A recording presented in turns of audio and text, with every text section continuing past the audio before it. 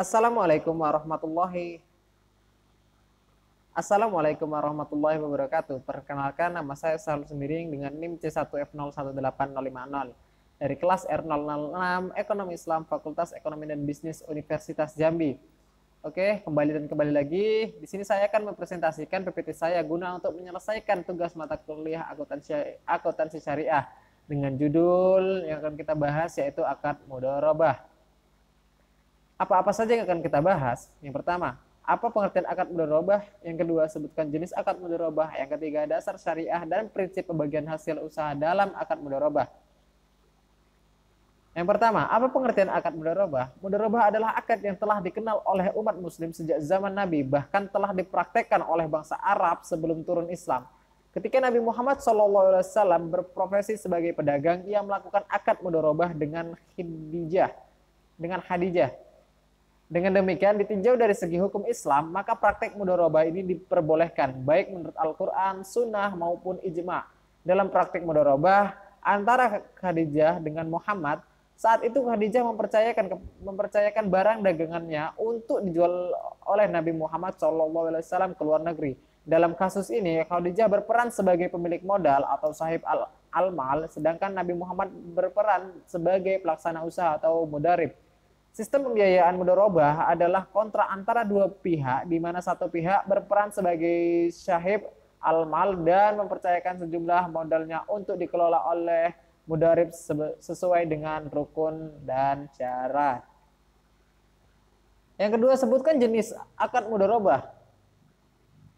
Dalam pernyataan standar akuntansi keuangan, akad mudharabah diklasifikasikan dalam 3 jenis, yaitu sebagai berikut. 1. Mudharabah mutlak adalah mudharabah yang dimana pemilik modal memberikan kebebasan terhadap pengelola modal dalam pengelolaan investasinya. Mudharabah jenis ini disebut dengan investasi tidak terikat. Yang kedua, mudharabah muqayyadah adalah mudharabah yang dimana pemilik modal memberikan batasan terhadap pengelola modal dalam hal modal, cara atau objek investasi atau sektor bisnis. Yang ketiga, mudharabah musyarakah adalah mudharabah di mana pengelola modal menyertakan modal dalam bentuk kerjasama investasi di awal kerjasama.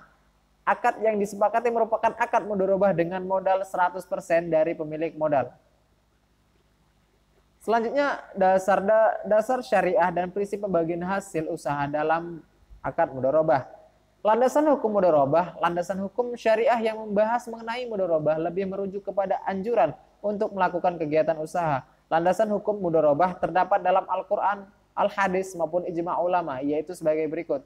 Yang pertama, Al-Quran.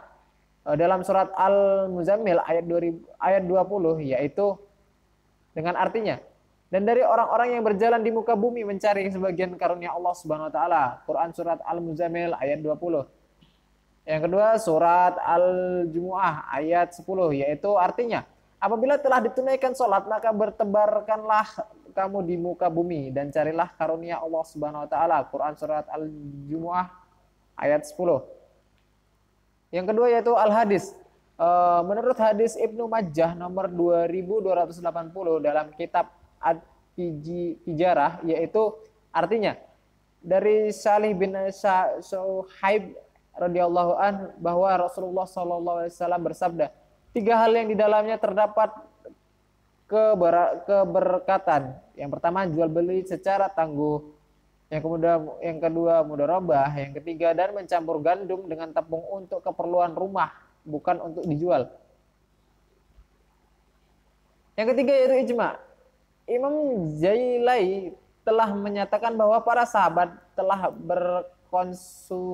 konsensus terhadap legitimasi pengelolaan harta yatim secara mudharabah.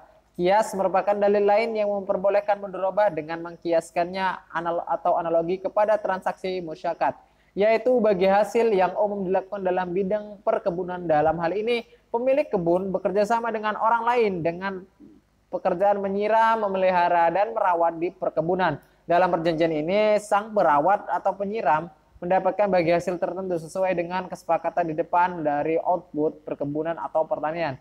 Dalam mudharabah, pemilik dana atau sahibul mal dianalogikan dengan pemilik kebun. Sedangkan pemeliharaan kebun dianalogikan dengan pengusaha atau entrepreneur.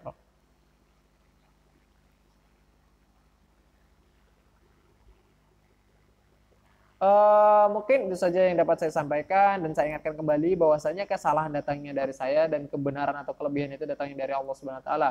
Akhirul kalam, wassalamualaikum warahmatullahi wabarakatuh.